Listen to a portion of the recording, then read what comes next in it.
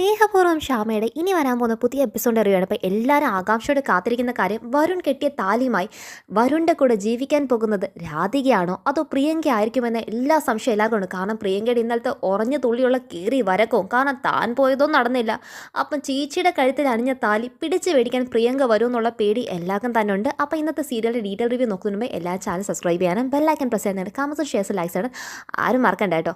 അപ്പോൾ ഇന്ന് എപ്പിസോഡ് തുടങ്ങുമ്പോൾ തന്നെ ഭയങ്കര വിഷമിച്ചിരിക്കുക. കാരണം വരുൺ തൻ്റെ കഴുത്തിൽ താലി കെട്ടിപ്പോയല്ലോ. പക്ഷേ ഇതൊക്കെ കണ്ടിട്ട് ഒരു കൂസലില്ലാതെ താൻ ചെയ്തൊക്കെ ശരിയെന്ന മട്ടിലിരിക്കുകയാണ് ആ പരട്ട കിളവിയായ മുത്തശ്ശി. പക്ഷേ യശോദാമ്മയ്ക്കാണെങ്കിലോ രാധികയുടെ കഴുത്തിൽ ഈ വീണ താലിക്ക് രാധിക തന്നെയാണ് അർഹ എന്ന ആ ഒറ്റ ചിന്ത മാത്രമേ യശോദാമ്മയുടെ മനസ്സിലുള്ളൂ.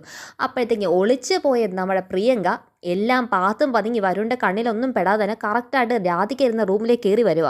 ആ വരുന്ന വരക്കത്തിൽ തന്നെ അറിയാം രാധികയുടെ താലി കൈ പറിച്ചെടുത്ത് തൻ്റെ വിവാഹമാക്കി മാറ്റാനുള്ള എല്ലാ പദ്ധതിയും കൊണ്ടാണ് വരുന്നത്. കൂടെ നിൽക്കാനോ രണ്ട് അലവലാതി കൂട്ടുകാരികളും കൂടെ ഉണ്ട്. അകത്തേക്കുള്ള ഒരു വാശിയിലുള്ള എൻട്രി കാണുമ്പോൾ തന്നെ നമ്മുടെ രാധിക പേടിച്ചങ്ങ് നിൽക്കുവാണ്. കാരണം ഇനി ഇവൾ എന്തിനുള്ള പുറപ്പാടാന്ന് അറിയുന്നല്ലോ. അപ്പോഴത്തേക്ക് യശോദാമ്മയാണെങ്കിൽ ഇവളെ കയ്യിൽ കിട്ടിയ നാല് പൊരിക്കാനായിട്ട് ഇരിക്കുകയാണ്. അപ്പോഴത്തേക്ക് യശോദാമ്മ ചോദിക്കുകയാണ്, നീ എന്തിനാ ഇനി വന്നത്? ഇനി വന്നിട്ട് എൻ്റെ മോൾ എന്ത് ചെയ്യാനാണ് വന്നത്? കല്യാണം കഴിഞ്ഞ് എല്ലാം കഴിഞ്ഞ് ഇപ്പോഴാണോ വന്നത്? എന്തായാലും നിന്നെ പോറ്റി വളർത്തിയെന്നെ നീ എനിക്കും അച്ഛനൊക്കെ നല്ലൊരു പ്രതിഫലം തന്നു. ഇതിൻ്റെ അപ്പുറത്തേക്ക് ഒരു മകളും ആർക്കും കൊടുക്കാനായിട്ടില്ല. എനിക്ക് സമാധാനം. അപ്പോഴത്തേക്കും പ്രിയങ്ക ഒരു കൂസലില്ലാതെ പറയുവാണ്, അതിനിപ്പം ഞാൻ വേഷം മാറിയെങ്കിൽ ഞാൻ ഇനി മണവാട്ടി ഇടുന്ന പ്രശ്നങ്ങളൊക്കെ തീരത്തില്ല. അതിനിപ്പോൾ ആരും അറിഞ്ഞല്ലോ.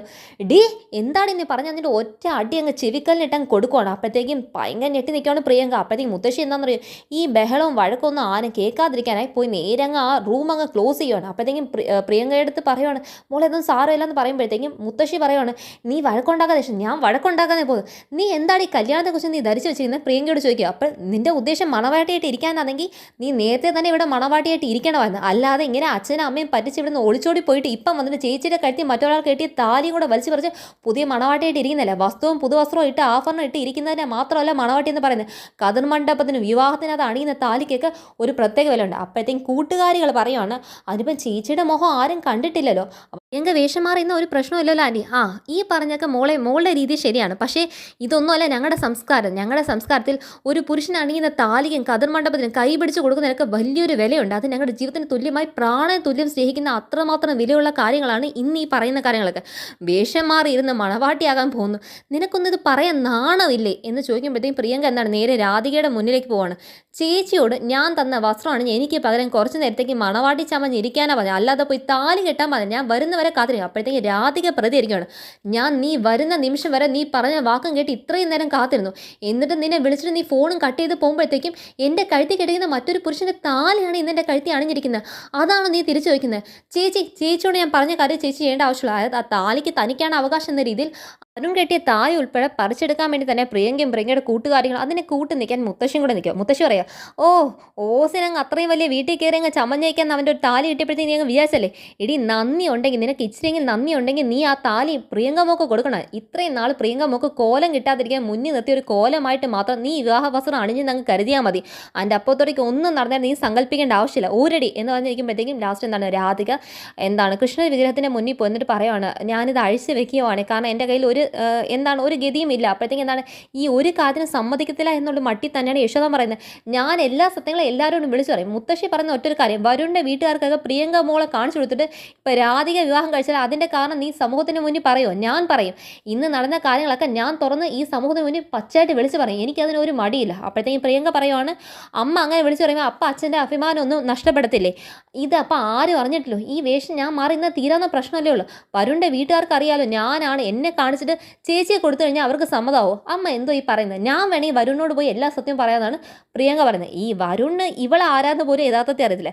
വരുൺ ചിന്തിക്കുന്ന തന്നെ ഇത് പ്രിയങ്കയുടെ വീട്ടിലെ ജോലിക്കാരിയാണെന്നാണ് യഥാർത്ഥ പ്രിയങ്ക കണ്ടിട്ട് വരുൺ പോലും തെറ്റിദ്ധരിച്ചിരിക്കുന്നത്. അത് അറിയാത്ത പ്രിയങ്കയാണ് വലിയ സിനിമാ നടിയുടെ ഗ്ലാമറും കൊണ്ട് എന്നോട് എല്ലാ സത്യങ്ങളും തുറന്ന് പറയുന്നത് ഇത്രയും വീറും വാശി ഇവിടെ കാണിക്കുന്നത്. അപ്പോഴത്തേക്ക് എന്താണെന്നറിയോ, രാധിക ഒരു കാരണവശാൽ താലി ഊരാൻ തയ്യാറല്ല എന്ന മട്ടി തന്നെയാണ് രാധ ചെയ്യുന്നത്. കാരണം യശോദാമയും കൊണ്ട് തൻ്റെ കൂടെ സപ്പോർട്ട് നിൽക്കുമല്ലേ. കാരണം എല്ലാവരോടും സത്യങ്ങൾ പറയാം. അപ്പോഴത്തേക്ക് ഈ പ്രിയങ്ക കലി പോണ്ട് അവിടെ നിന്ന് ഗിഫ്റ്റ്സും കാര്യങ്ങളെല്ലാം തട്ടി എറിഞ്ഞങ്ങ് പൊട്ടിക്കുകയാണ്. ഇടിയോ ഒന്ന് മതിയാക്കാൻ പറയാം. യശോദ നീ അവളൊന്ന് പിടിച്ച് മാറ്റി നിർത്തി ആരെങ്കിലും കണ്ടുകൊണ്ട് വന്നാൽ എന്ത് വിചാരിക്കും എന്ന് ലാസ്റ്റ് പറയുമ്പോൾ ലാസ്റ്റ് രാധികയുടെ മുന്നിൽ ഒരു ഓപ്ഷൻ ഇല്ലാത്തൊരവസ്ഥ വരുമ്പോഴത്തേക്ക് ഇവൾമാർ തന്നെ രാധികയെ പിടിച്ച് എല്ലാം ഊരുന്നുള്ള അവസ്ഥയായി. അപ്പോഴത്തേക്ക് രാധിക ലാസ്റ്റ് കൃഷ്ണൻ്റെ വിഗ്രഹത്തിൻ്റെ മുന്നിൽ ചെന്ന് ഞാനിത് ഊരി വെക്കുവാണ് കണ്ണ, എനിക്ക് മറ്റൊരു മാർഗ്ഗമില്ല എന്ന് പറഞ്ഞു പറഞ്ഞിട്ട് എന്നോടൊന്നും തെറ്റിദ്ധരിക്കരുത് എന്നിട്ട് ആ മാല ഊരിപ്പിക്കാൻ ഇവർക്ക് വേണമെങ്കിൽ എടുത്തോട്ടെ എന്ന ഭാവത്തിലേക്ക് രാധിക തയ്യാറായി നിൽക്കുക. രാധിക സ്വന്തം കൈകൊണ്ട് താലി ഊരുന്നില്ല.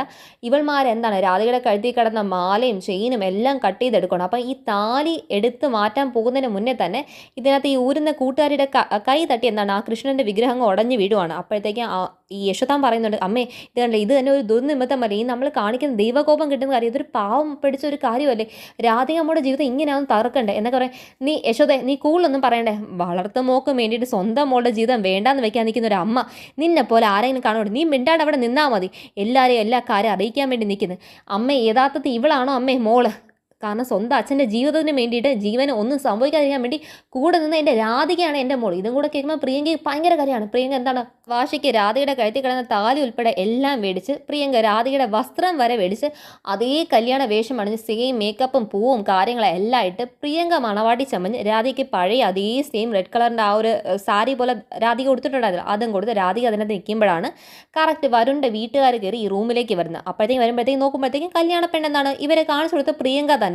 രാധിക മോൾ ഇത്രയും നേരം കൊണ്ട് ഇവിടെ കണ്ടില്ല. അപ്പം മുത്തശ്ശി പറയാം, അവർക്ക് സർവ്വസമയം ജോലി ചെയ്തുകൊണ്ടിരിക്കുക, അവർക്ക് ജോലി ചെയ്യാതെ ഒരു നിമിഷം പോലും ഇരിക്കാൻ പറ്റത്തില്ല. അപ്പം പ്രിയങ്ക ഈ പറയുന്നതൊക്കെ കേട്ടങ്ങ് രസിച്ച് നിൽക്കുമ്പോഴത്തേക്ക് രാധികയ്ക്ക് മുത്തശ്ശി പറയുന്നില്ല, അതായത് സർവ്വസമയം ജോലി ചെയ്യണം, അല്ലാതെ രാധികയ്ക്ക് ചുമ്മാ ഒരു അറ്റത്തേക്ക് ഇരിക്കാൻ പറ്റത്തില്ല എന്നൊക്കെയല്ലേ വരുണിൻ്റെ വീട്ടുകാർ രാധിക മോൾ ഇത്രയും നേരം കണ്ടില്ല എന്നല്ലോ എന്ന് ചോദിച്ച ചോദ്യത്തിന് ഉത്തരമായിട്ട് പറയുന്നത്. അപ്പം ഇത് കേട്ട് നമ്മുടെ രാധികയ്ക്ക് ശരിക്കും കലി വരുവാണ്. കാരണം മുത്തശ്ശി എന്തൊരു കല്ല് വെച്ച നുണയൊക്കെയാണ് ഈ പറഞ്ഞുകൊണ്ടിരിക്കുന്നത്. പക്ഷേ ഇതൊന്നും കണ്ടിട്ടും മനസ്സുകൊണ്ട് സത്യം പറഞ്ഞാൽ പുള്ളി ഇരിക്കുവാണ് നമ്മുടെ യശോദാമ്മ. അതിനേക്കാളും തൻ്റെ കഴുത്തിൽ വരുൺ കെട്ടിയ താലി. കാരണം പ്രിയങ്ക ഒറ്റൊരു കാര്യം ചോദിക്കുന്നുണ്ട്, ചേച്ചിയെയാണോ വരുൺ ഇഷ്ടപ്പെട്ടത്? എൻ്റെ ഫോട്ടോയും കണ്ടല്ലേ ഇഷ്ടപ്പെട്ടത്? പക്ഷേ വരുൺ കണ്ടതും ഇഷ്ടപ്പെട്ടതും എല്ലാം പ്രിയങ്കയല്ല രാധിക തന്നെ എന്നുള്ള കാര്യം രാധിക യഥാർത്ഥമായി അറിയാവുന്ന കാര്യമാണ്. അത് രാധിക കറക്റ്റ് പ്രിയങ്കയുടെ മുഖത്ത് നോക്കി ഒന്ന് വിളിച്ച് പറഞ്ഞാൽ പ്രിയങ്കയുടെ ഈ കാണുന്ന ഒരു വാശി, താനെന്ന അഹംഭാവം എല്ലാം ആ ഒരു നിമിഷത്തിൽ തച്ചുടഞ്ഞ് വീടാവുന്നേ ഉള്ളൂ. പിന്നെ ആ മുത്തശ്ശിയുടെ അതിനേക്കാളും വലിയൊരു ഭാവം.